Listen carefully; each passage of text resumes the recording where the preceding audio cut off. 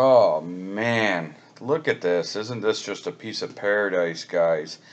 Well, as you may or may not know, I had recently done a trip to Florida with my family, and it was a great trip. So, this is a little flight from up in the Keys. I got to be honest, I don't remember exactly which one. It was somewhere about midway down through the Keys, and I had been just kind of looking for some good places to pull off, so we went and drove around a little neighborhood there to the left, and we were just looking at some houses for sale, just playing. I cannot afford a house down in the Keys as much as I would like to, nor could I afford their health care, so no offense to anyone that's American. I love your country. I don't understand all that. But anyways, that aside, it was a beautiful place to pull over and go for a quick flight. And this is actually, regrettably, it's my only flight in the Keys, and I'll explain why. Um, we went down to Key West, and I'd been watching online. There's a number of people that have flight videos in Key West. The thing about it is there's actually an international airport in Key West, and it's about a mile, not even from the beach.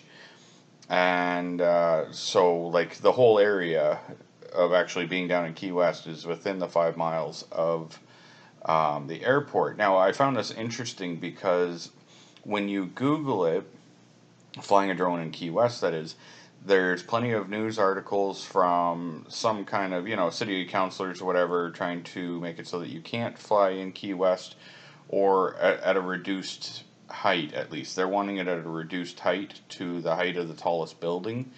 And there's private plane sightseeing tours or whatever that fly 200 feet off the water.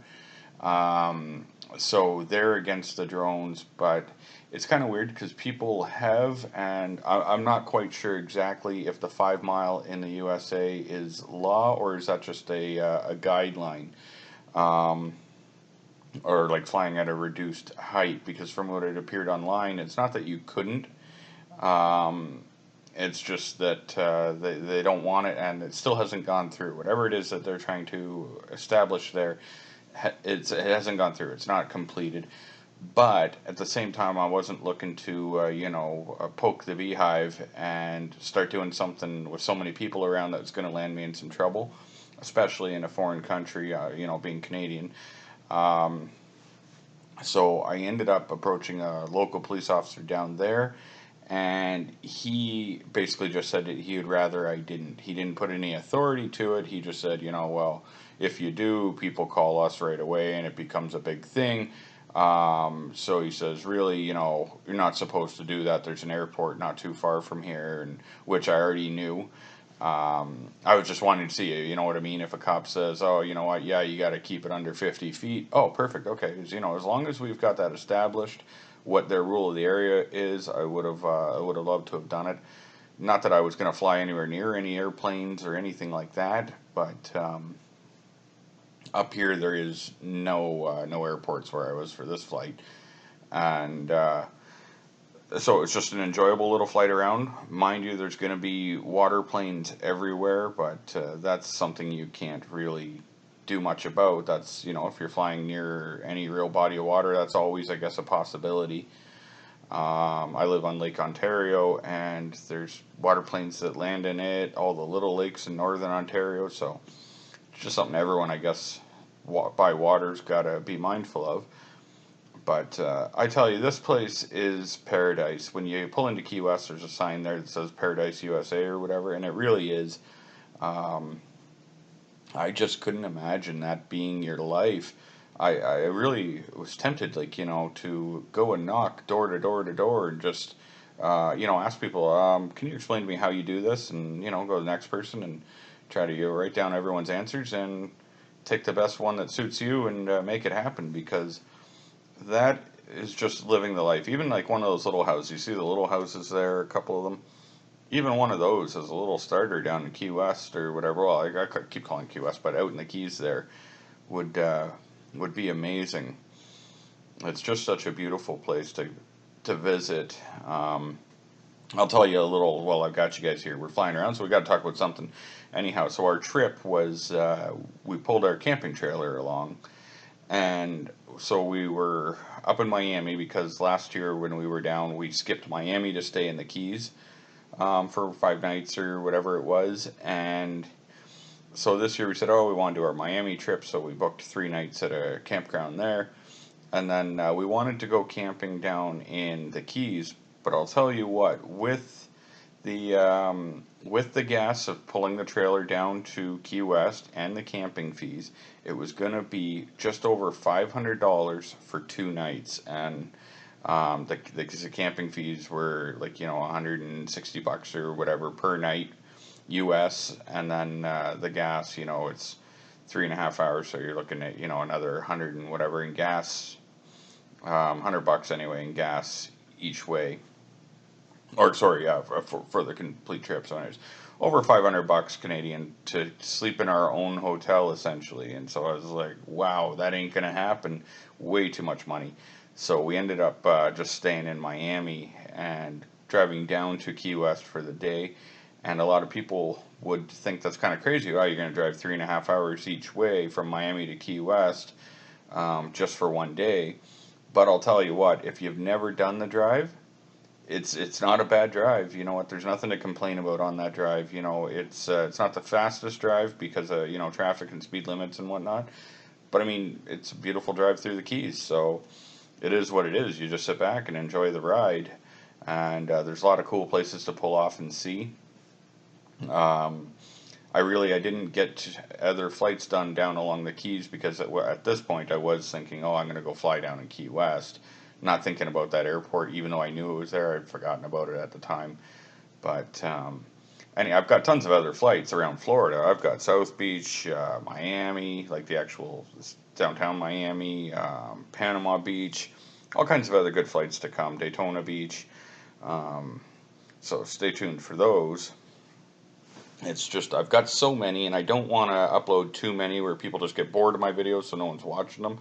So I figure I better just put a few days in between them.